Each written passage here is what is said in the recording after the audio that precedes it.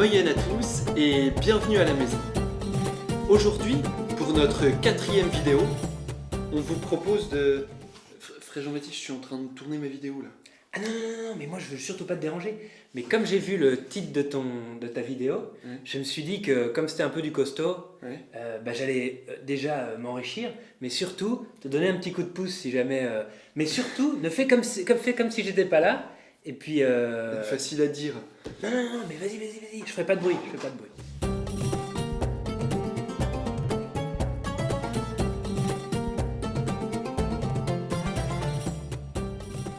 Aujourd'hui, pour notre 4e vidéo, nous voulons nous poser la question suivante.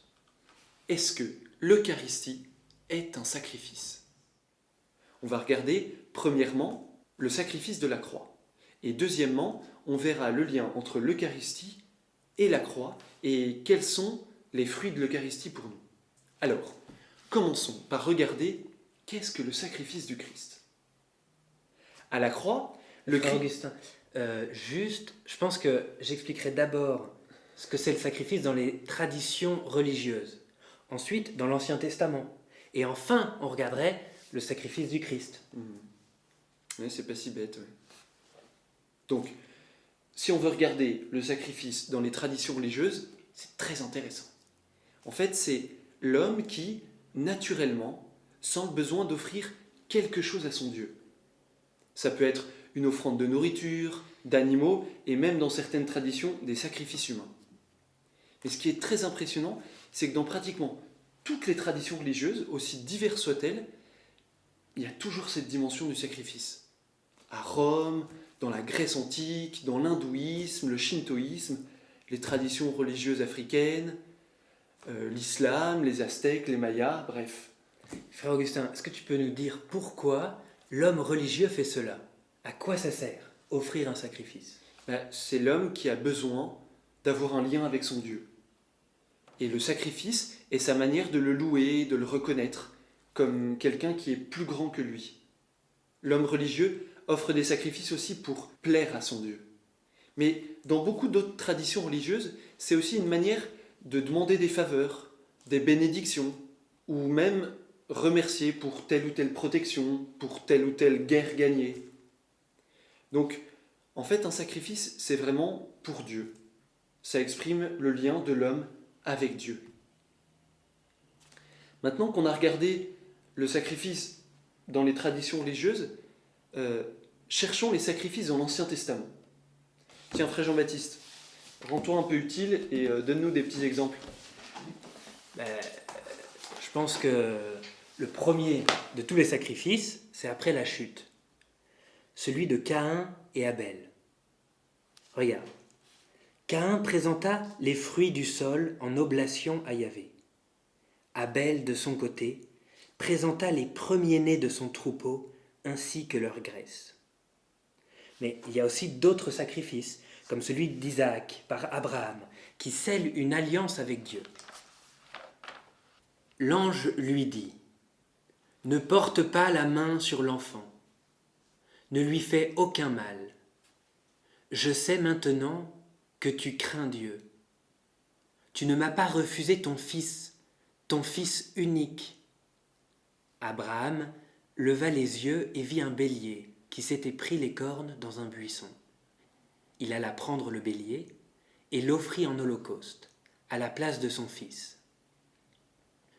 Du ciel, l'ange du Seigneur appela une seconde fois Abraham. « Je le jure par moi-même, déclare le Seigneur, parce que tu as fait cela, parce que tu ne m'as pas refusé ton fils unique, je te comblerai de bénédictions, je rendrai ta descendance aussi nombreuse que les étoiles du ciel et que le sable au bord de la mer. Et ta descendance tiendra les places fortes de ses ennemis. Et par ta descendance seront bénies toutes les nations de la terre, en retour de ce que tu as obéi à ma voix. » Et puis après, il y a la loi donnée à Moïse, où Yahvé éduque son peuple en lui prescrivant de lui offrir des sacrifices. Et c'est très très intéressant de lire ça dans la Bible. Il y a beaucoup de sacrifices. D'abord, il y a le sacrifice qu'on nomme holocauste, c'est-à-dire où tout l'animal qui est immolé par le prêtre sur l'autel est brûlé par le feu. Et ensuite, le sacrifice qu'on nomme oblation, qui est une offrande végétale. Puis il y a aussi le sacrifice qu'on nomme le sacrifice de paix, et enfin, le sacrifice pour le péché et le sacrifice de culpabilité, qui ont pour but de rétablir les bons rapports entre l'homme et Dieu. Frère Augustin, pourquoi Yahvé demande à son peuple de lui offrir des sacrifices? Il n'en a pas vraiment besoin, lui. Non, mais c'est à cause de l'homme, à cause de son péché. L'homme veut se rendre l'égal de Dieu. Vous serez comme des dieux, dit le serpent à Ève. C'est la tentation originelle, c'est le péché d'orgueil le plus grave. Mais, dans sa miséricorde, Dieu n'abandonne pas l'homme. Il se choisit un peuple et l'éduque à l'adorer. Moi, Yahvé, je suis ton Dieu qui t'ai fait sortir du pays d'Égypte. Tu n'auras pas d'autre Dieu en face de moi. C'est le premier des commandements. Si on résume, tout l'Ancien Testament est en fait une immense éducation à l'adoration. Yahvé ne cesse de répéter « Je suis Yahvé, ton Dieu, je t'ai choisi ».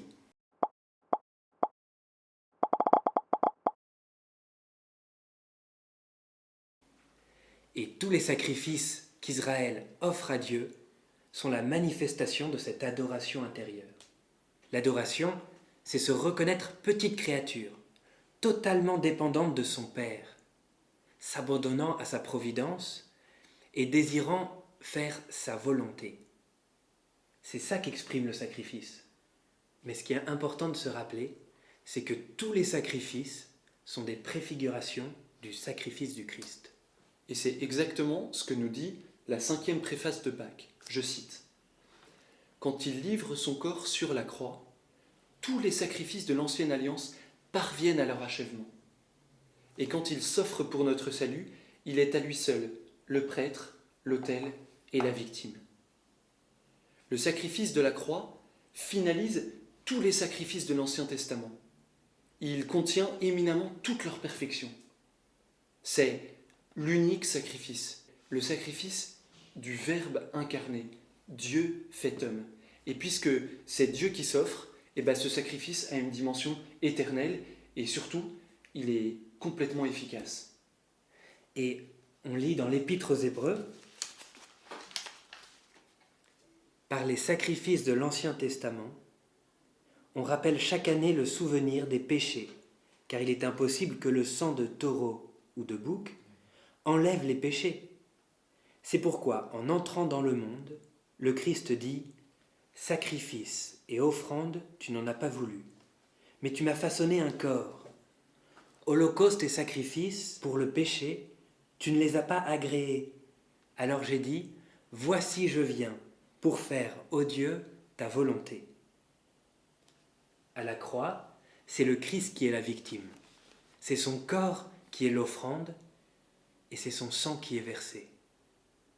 Obéissant à la volonté du Père, il s'offre lui-même comme l'agneau immolé. Après avoir vu le sacrifice du Christ, il faut maintenant entrer dans la deuxième partie. Quel est le lien entre tout ce qu'on vient de dire sur le sacrifice de la croix et l'Eucharistie? Eh bien, c'est Jésus, en fait, qui fait ce lien. À la scène, il dit « Ceci est mon corps livré pour vous, et ceci est mon sang versé pour vous. » On voit bien que c'est vraiment son sacrifice. Et en plus, il y a ce qu'on appelle la double consécration. Celle du pain, puis celle du vin. Les deux sont séparés. Et ceci pour signifier et rendre tangible ce qui s'est vraiment réalisé à la croix.